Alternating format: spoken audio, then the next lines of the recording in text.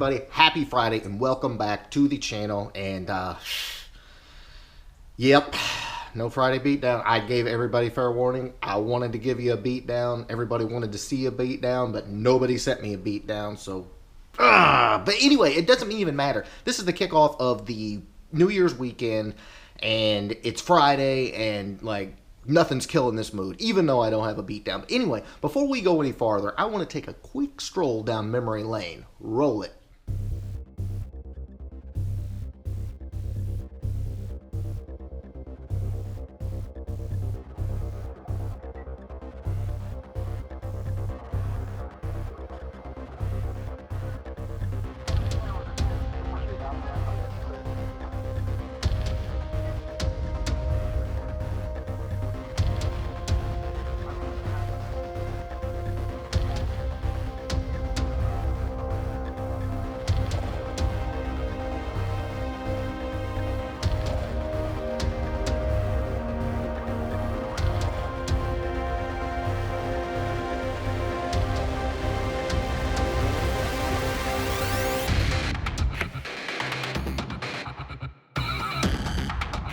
So you're probably asking me, Caleb, what in the world is the purpose of all that?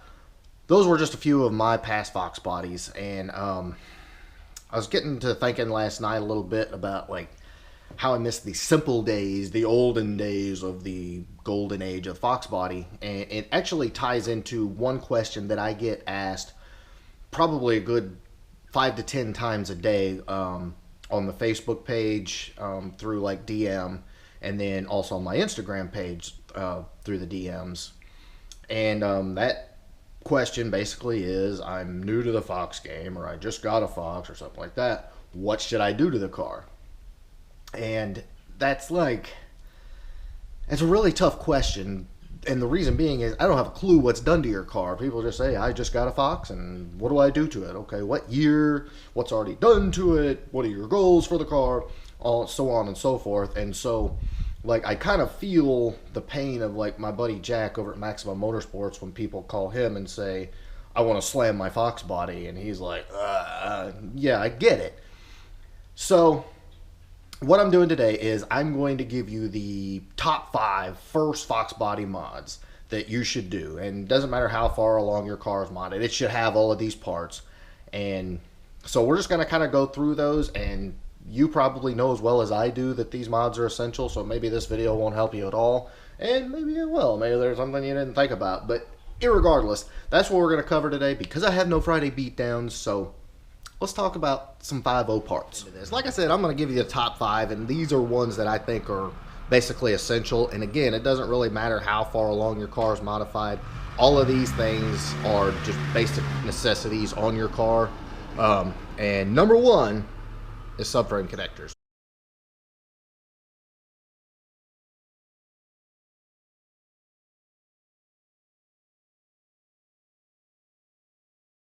You got to have subframe connectors.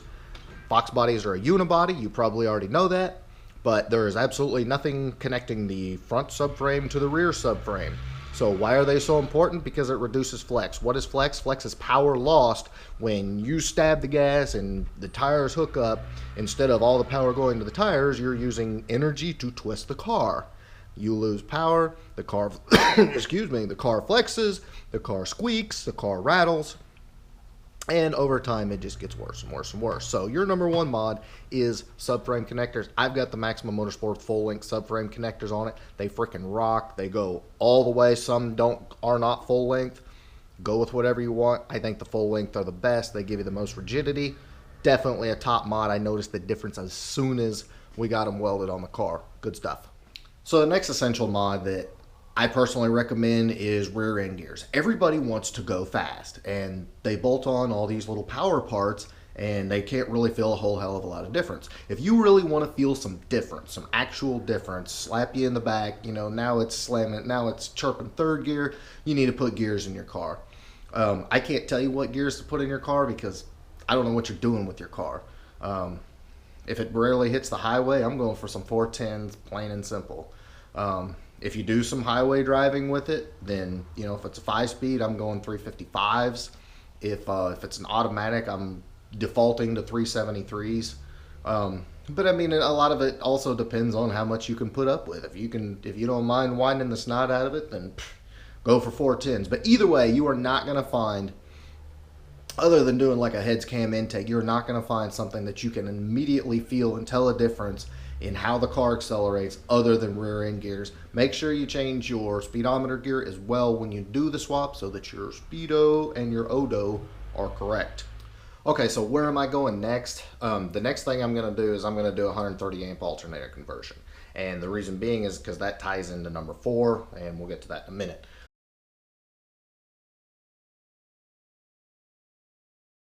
The stock alternator on the Fox body is 75 amp. It's garbage. Even if you install a newer oh my god.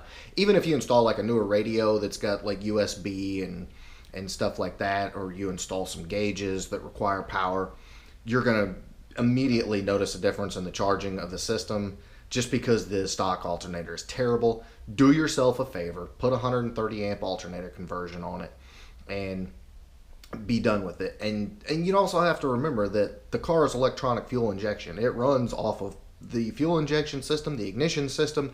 Everything on the car runs off of power. It's not like an old carbureted car, so you need that juice to keep everything flowing. And if you do add gauges, you do add a nicer radiator, which a lot of people are going to do, it's a good thing to have. So this ties into number 4.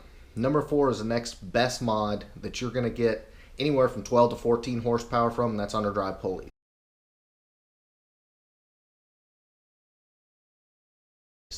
Underdrive pulleys have been known to cause charging issues with the stock alternator. However, if you've done the 130 amp alternator conversion first, you don't have to worry about that. So you're good to go. So do the 130 amp alternator conversion, do the Underdrive pulleys next, and you're good to go.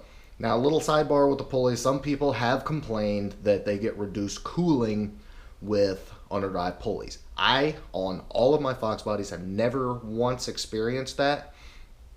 I personally think a lot of times when you get somebody that complains about reduced cooling, it's because they have an existing issue with a partially clogged radiator, coolant that needs to be changed really bad. Different things like that. Maybe a thermostat is sticking or something, and something is being exacerbated by the water pump not spinning as fast. But again, I personally have never once had a problem with cooling issues from Underdrive pulleys. I did enjoy the power though. So number 5 on the list, and you can do these pretty much in any order other than subframe connectors. Do subframe connectors first. You'll thank me later, I promise. You want to do headers and exhaust. Why do you want to do headers and exhaust? Number 1, you're going to love your car a whole lot more when you can hear it. And yes, it just makes it fun. You want to hear that signature 5.0 Mustang rumble, growl, whatever you want to call it. It makes the car fun. There is horsepower involved. Every dyno test I've ever read through the years in magazines and stuff like that, you're going to get anywhere from 16 to 20 with a set of headers, long tubes or shorties, mid-pipe, and then a catback system. Decent power. I mean, there is power there, not a whole lot. I mean, you're not going to, feel like you just got a 50 shot of nitrous after you install a complete exhaust system and headers, but you're definitely going to feel the power. And as you add more airflow on the engine side, that power is going to increase because, you're taking advantage of that extra flow. So do your headers and exhaust. There is power there. It's going to sound great. And when you move on to do heads, cam, intake, stuff like that, you've got the airflow. So, good. And while I am being a little bit nostalgic today, I've got to say that I truly miss the old days, back when I was in my, early 20s, even late teens, and, had some of my first Fox bodies. And the first thing I would always do, if it was theirs, I'd rip the intake silencer out from behind the air filter box, either clamp on like a cone K&N or put a panel style filter in the box. And, then I would bump the timing 13, 14, 15 degrees, depending on how good the gas was, the 93 octane. Sometimes you could go up to 15 degrees. And that would be like the first things I did. And, then you could go and bolt on the pulleys and your shorty headers and, take it out to the track, disconnect your sway bar end links and, just beat the snot out of it. If you saw the section earlier, you saw my Reef Blue 93LX. That's kind of the route I took with that car. and it had all the bolt-ons that you could do, minus the throttle body. I didn't do throttle body because they're a waste of time when you got stock intake heads and all that.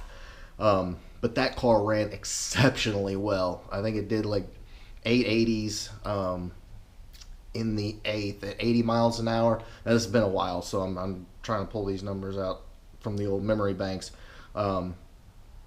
But it did really well. Headers and exhaust, pulleys, had a Pro-M Mass Air, K&N clamp on. Stock gears, on-street tires went 880s, which is like a 1360, 1370.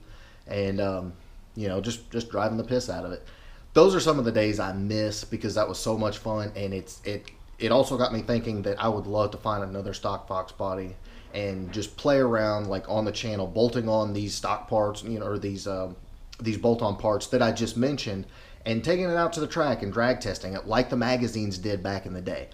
Yes, I am very nostalgic, and even though I'm, trying to stay on the cutting edge as well, doing the Coyote swap, I love those old days of yanking the air silencers, bumping the timing, and trying to get as much out of my stock Fox body as I could. Those were the good old days. That's why, to this day, I would not trade a Fox body for a brand new GT. Just wouldn't happen. And it's not because the new GTs aren't cool, and not that my wife probably won't have one here for too long.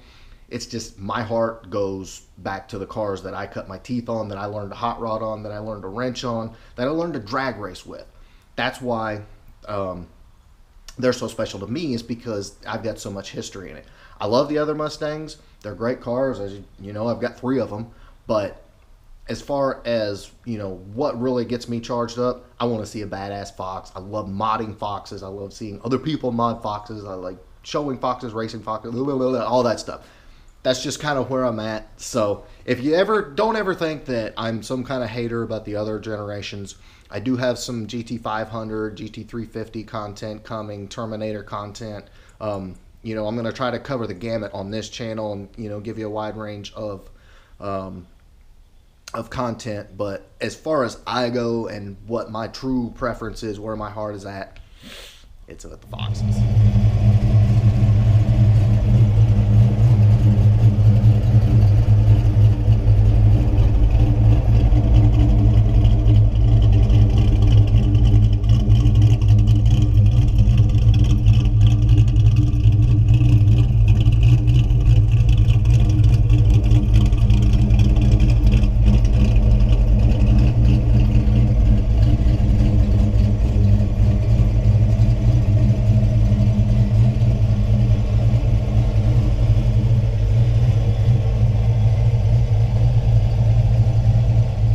Guys, that's my top 5 first Fox body mods list, and I hope that helps somebody.